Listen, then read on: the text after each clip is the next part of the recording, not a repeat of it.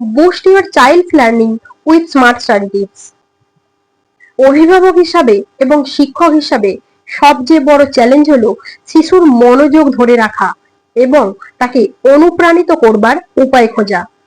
Social media থেকে শুরু করে ভিডিও গেম পর্যন্ত শিশুদের মনোযোগ আকর্ষণ করার মতো বস্তুর অভাব বা বিষয়ের অভাব বোধহয় শিশুদের নেই। এমনই বহু কিছু বিষয় আছে যাতে শিশুদের মনোযোগ সহজেই অন্যদিকে চলে যেতে পারে। এমতো অবস্থায় অভিভাবককে এবং শিক্ষককে প্রতিনিয়ত চেষ্টা চালিয়ে যেতে হয় শিশুর মনোযোগ ধরে রাখার জন্য। সামান্য সময়ও পড়তে বসানোর জন্য বারবার বলতে হয়।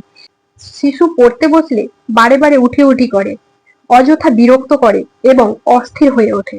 শিশুদের মনোযোগ ধরে রাখা এবং তাদের অনুপ্রাণিত করা, এই দুটি চ্যালেঞ্জ ছাড়াও আর একটি গুরুত্বপূর্ণ চ্যালেঞ্জ হলো পড়াশোনার রুটিন তৈরি করা এবং পড়াশোনার প্রতি আগ্রহ জারি রাখা, অর্থাৎ আগ্রহ ধরে রাখা। আজকের ভিডিওতে আমি আলোচনা করতে চলেছি স্মার্ট কিছু উপায় নিয়ে, যেগুলি অবলম্বন করলে শিশুর কিন্তু মনোযোগ আকর্ষণ যেমন হবে, সেই সাথে কিন্তু তাকে অনুপ্রাণিতও করা যাবে, সাথে তার পড়াশোনার জন্য একটি নির্দিষ্ট রুটিনও তৈরি হবে। তাহলে আপনারা যারা শিক্ষক এবং অভিভাবক রয়েছেন, ভিডিওটি দেখছেন, তারা কিন্তু অবশ্যই ধৈর্য ধরে সম্পূর্ণ ভিডিওটি দেখুন। হয়তো এখান থেকেই কিছু কি পেয়ে যেতে পারেন, যেগুলো ইউজ করলে আপনার শিশুর ব্যক্তিগত জীবনের লকগুলো উন্মোচন হতে পারে। তাহলে এই স্মার্ট টিপস গুলো জানতে অবশ্যই সম্পূর্ণ ভিডিওটি ধৈর্য ধরে দেখুন।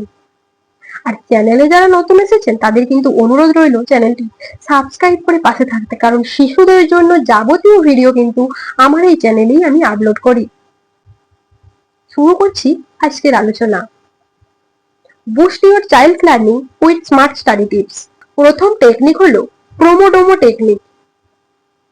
প্রথম 25 মিনিট পড়া, 5 মিনিট গ্যাপ, কিংবা 15 মিনিটও করতে পারেন, শিশুর সেটা অবস্থার কথা মাথায় রেখে। যদি শিশুর এডিএইচডি থেকে থাকে সেক্ষেত্রে কিন্তু ওটা কম সময়ে করতে হবে। আমি সাধারণ বাচ্চাদের কথা ভেবে কিন্তু 25 মিনিট সময় বললাম। 25 মিনিট পড়বে, 5 মিনিট গ্যাপ, 5 মিনিট সে খেলবে, তার ইচ্ছে মতো কাজ করবে। পরবর্তী উপায় হলো অ্যাক্টিভ রিকল। অ্যাক্টিভ রিকল পদ্ধতি হলো স্মৃতি থেকে তথ্য মনে করানো। পুরনো কিছু ছবি, পুরনো কিছু ফ্ল্যাশ কার্ড, কোনো মুহূর্ত, কোনো পেপার কাটিং ইত্যাদি দেখিয়ে তাকে সেই বিষয়ে বলতে বলা। এটা কোন দিনের স্মৃতি, এটা কোন সময়ের স্মৃতি, এই রকম বিষয় বলতে বলা। সেদিন কি কি ঘটেছিল তোমার কি মনে আছে, তুমি কি বলতে পারবে? এইরূপ তাকে বিভিন্ন বিষয়ে বলতে বলা, যেগুলো সে স্মৃতি থেকে মনে করে করে বলবে। এমন নয় যে সবগুলোই তার জীবনের ঘটে যাওয়া ঘটনা।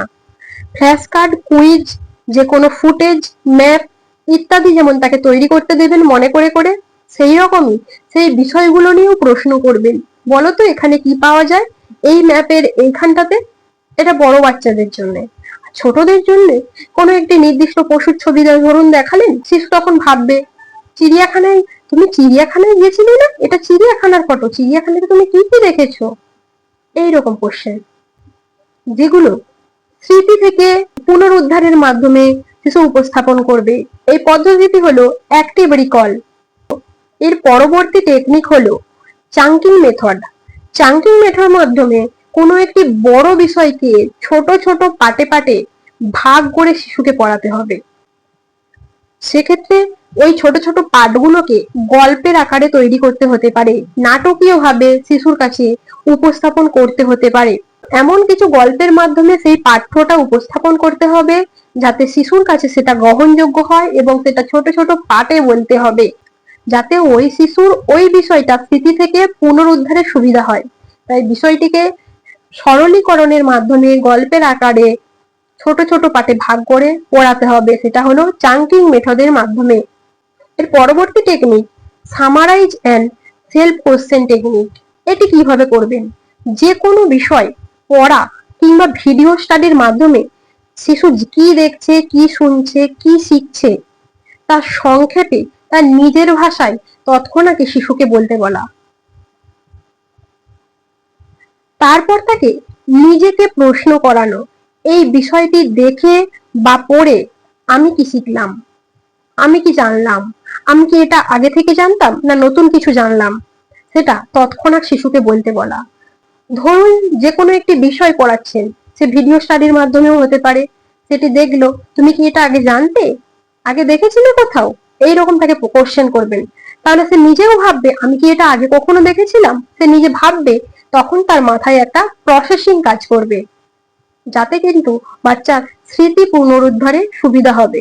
তাকে প্রশ্ন করতে দিতে হবে নিজেকে, যাতে সে নিজের প্রশ্ন নিজেই খুঁজতে পারে নিজের চিন্তা থেকে। এর পরবর্তী টেকনিক হলো pre study routine. Pre study routine হলো পড়াশোনা শুরুর আগের অবস্থা। পড়াশোনা শুরু করার আগে যে প্রস্তুতি নেওয়া হয় সেটি হলো প্রি স্টাডি রুটিন। এই প্রি স্টাডি রুটিন মেনটেন করার জন্য, অর্থাৎ পড়াশোনা শুরুর আগের প্রস্তুতির জন্য, শিশুকে 1 কাপ দুধ কিংবা চা খাওয়ানো, তাকে কিছুক্ষণ মেডিটেশন অর্থাৎ ধ্যান করানো, কিংবা কোনো নির্দিষ্ট শ্রুতিমধুর গান শোনানো এবং প্রার্থনা সঙ্গীতও করানো যেতে পারে, যাতে তার মস্তিষ্কে সংকেত পাঠানো যায়। এই মস্তিষ্কে সংকেত পাঠানোর মধ্য দিয়েই শিশুর মনোযোগকে কিন্তু ত্বরান্বিত করা যাবে, যে তার শেখার সময় উপস্থিত। এই টেকনিক গুলো ছাড়াও আর যে সমস্ত নিয়মাবলী মেনটেন করতে হবে, সেগুলি হলো এই সমস্ত টেকনিকের ধারাবাহিকতা বজায় রাখতে হবে, শেখার প্রতি আগ্রহ বজায় রাখতে হবে, ব্যক্তিগত সম্পর্কের সুস্থতা বজায় রাখতে হবে, যাতে শিশু স্মার্ট স্টাডি কিন্তু আরো উন্নত হবে। এই ছিল আজকের আলোচনার বিষয়। এই টিপস গুলো যদি আপনার কাছে সহায়ক মনে হয়, অবশ্যই ভিডিওটিতে একটি লাইক করুন। আপনার কাছে যদি স্মার্ট স্টাডির কিছু টিপস থেকে থাকে, অবশ্যই আমাকে জানাতে পারেন কমেন্ট বক্সে। তাতে কিন্তু আমার পরবর্তী ভিডিওতে আমি সেই বিষয়গুলো যোগ করতে পারবো। আর আজকে যারা উপকৃত হলেন, অবশ্যই ভিডিওটি অন্যদেরও শেয়ার করুন। তাহলে এরপর থেকে আপনার বাড়ির শিশু কিংবা বিদ্যালয়ের শিক্ষার্থীর জন্য কিন্তু এই পদ্ধতিগুলো অ্যাপ্লাই করতেই পারেন। কতটা উপকৃত হলেন তা আমাকে জানাতে পারেন।